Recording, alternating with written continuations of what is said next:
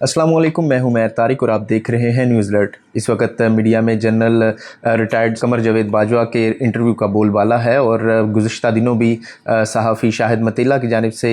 एक इंटरव्यू शाया किया गया, जिसमें उन्होंने साबिक आर्मी चीफ़ कमर जावेद बाजवा का इंटरव्यू किया और उसमें उन्होंने सवाल जवाब पेश किए, उनके सामने रखे और उन्होंने अपने आप को क्लियर करने के लिए उसमें जवाबात भी दिए। और ये जो पिछली किस्त थी शाहिद मैतला की जानिब से शाया की गई, उसमें सहाफ़ियों के मुतल्लिक सवाल जवाब थे। अभी जो एक नई किस्त उनके वेबसाइट पे शाया हुई है इंटरव्यू की आर्मी चीफ़ कमर जावेद बाजवा के हवाले से, उसमें उन्होंने जो तहरीक अदम एतमाद के बाद की सूरत हाल थी उसमें उनका जो किरदार था या जो उसके मुताबिक उसमें लोगों के सवाल थे वो उनके सामने रखे और उन्होंने जवाब दिए। और उन्होंने ये जो एक कॉलम शाया किया है या इंटरव्यू शाया किया है उसमें उनका कहना था कि जनरल कमर जावेद बाजवा ने कहा कि 10 अप्रैल को इमरान खान के ख़िलाफ़ तहरीक अदम एतमाद कामयाब हुई तो उसके बाद शहबाज शरीफ से मिलने गए। उनका कहना था कि जब उनसे पूछा कि आपका प्लान क्या है तो शहबाज शरीफ ने कहा कि 2-3 कवानीन बनाकर 4-6 हफ्तों में इलेक्शन का ऐलान कर दिया जाएगा। साबिक आर्मी चीफ़ ने कहा कि मैं भी यही चाहता था कि इंतखाबात हों और अगली हुकूमत फ्रेश मैंडेट के साथ फ़ैसला करे, लेकिन ISI के लोगों की बात हुई मौलाना फजलुर रहमान से और आसिफ अली जरदारी से, और वो ये दोनों चाहते थे कि हुकूमत जो है वो 1.5 साल पूरा करे। और इसके अलावा 10 अप्रैल के बाद जनरल फैज़ ने भी उन्होंने कहा आर्मी चीफ़ कमर जावेद बाजवा ने कि जनरल फैज़ ने मुझसे मुसलसल 2 चीज़ें कहना शुरू कर दी थी। उनमें से एक ये थी कि आप इलेक्शन कब करवाएंगे, और दूसरा ये कि इमरान खान आपसे मिलना चाहते हैं और उनसे मुलाकात कर लें।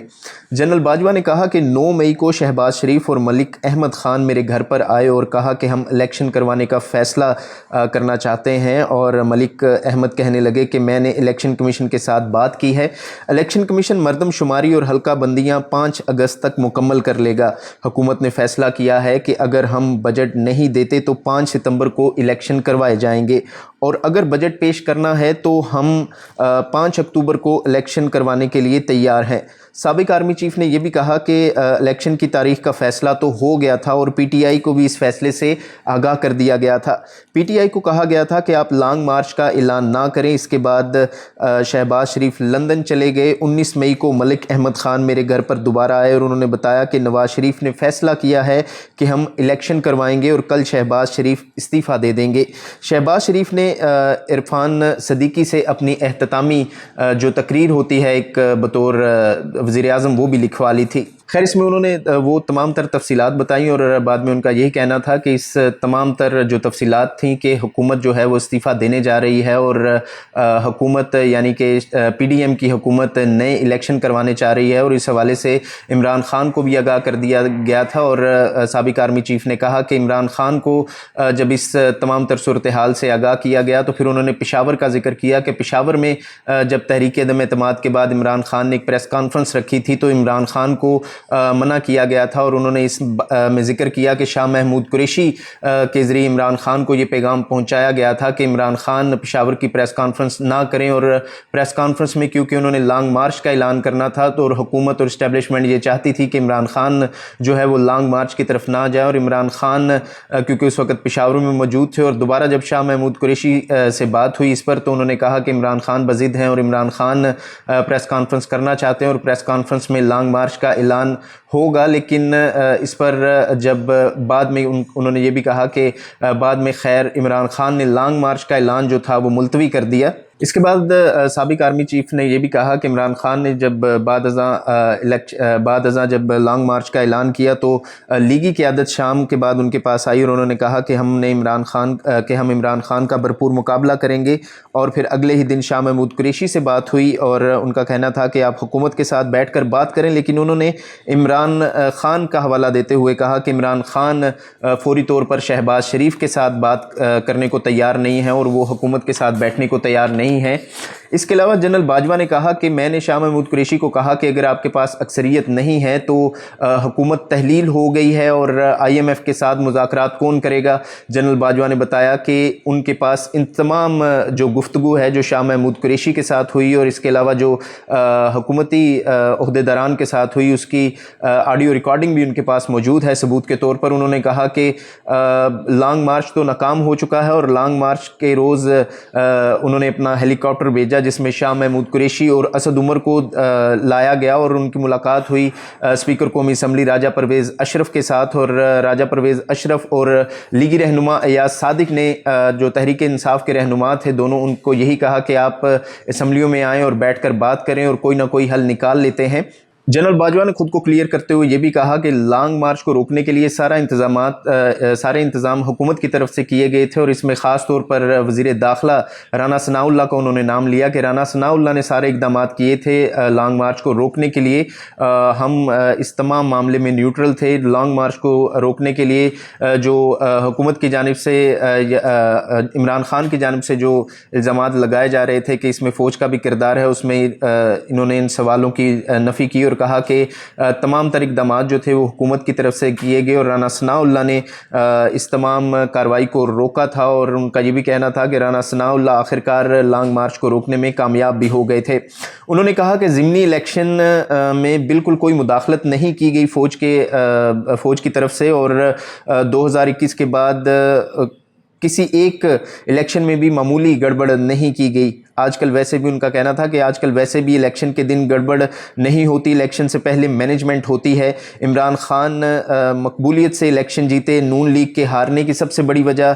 PTI کے منحرف لوگ تھے جو PTI میں شامل ہوئے، نون لیگ اور پیپلز پارٹی کے، جن کو تحریک انصاف کی جانب سے ٹکٹیں دی گئیں۔ جنرل باجوہ نے سپریم کورٹ کے حوالے سے بھی بات کی اور سپریم کورٹ کے ججز کے بارے میں بھی بات کی، اور ان کا کہنا تھا کہ سپریم کورٹ میں تحریک انصاف کے حامی جج ہیں، اور ان کا یہ بھی کہنا تھا کہ سپریم کورٹ کے جو ججز ہیں وہ اپنی بیگمات کے دباؤ کے تحت فیصلے کرتے ہیں، اور ان کا یہ بھی کہنا تھا کہ کیونکہ جو ٹک ٹاک پہ سارے سین چلتے ہیں اور اس کی وجہ سے جو سپریم کورٹ کے ججز ہیں وہ دباؤ میں آ جاتے ہیں، اور کیونکہ سپریم کورٹ کی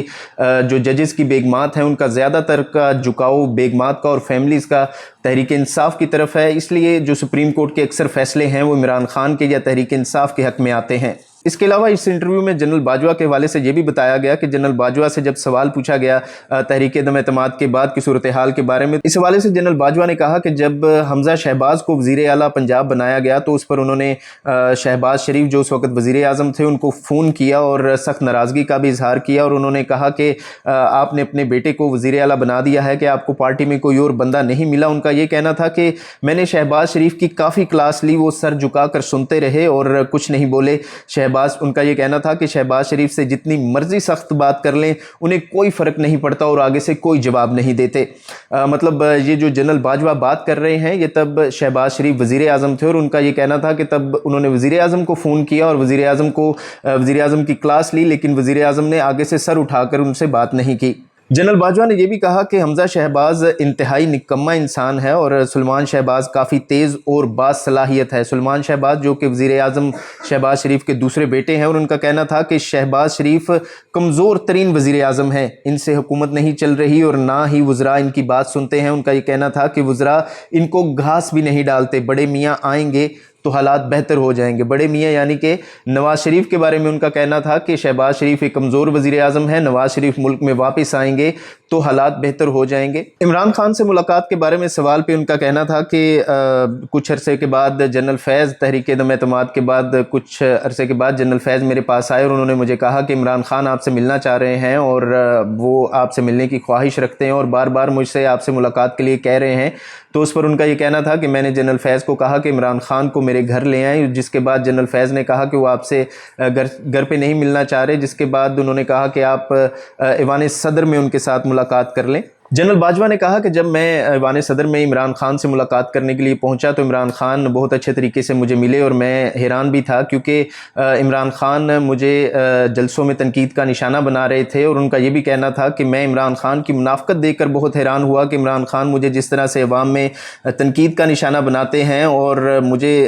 ये इल्म नहीं था कि इमरान खान मुझे इतने अच्छे तरीके से मिलेंगे। और उनका ये भी कहना था कि जब मैंने इमरान खान से ये सवाल किया कि आप मुझे जलसों में मीर सादिक और मीर जाफ़र कहते हैं और आप यहाँ से इस तरह से मुझे मिल रहे हैं, तो इमरान खान ने ये कहा कि मैं आपको मीर सादिक या मीर जाफ़र नहीं कहता, मैं नवाज़ शरीफ और शहबाज शरीफ को मीर सादिक कहता। और उनका ये भी कहना था कि इमरान खान ने मुझे कहा कि आप शहबाज शरीफ को घर भेज दें, तो मैंने उन्हें कहा कि ऐसा नहीं हो सकता, क्योंकि आप असम्बली में नहीं हैं, आप असम्बली से बाहर हैं। अगर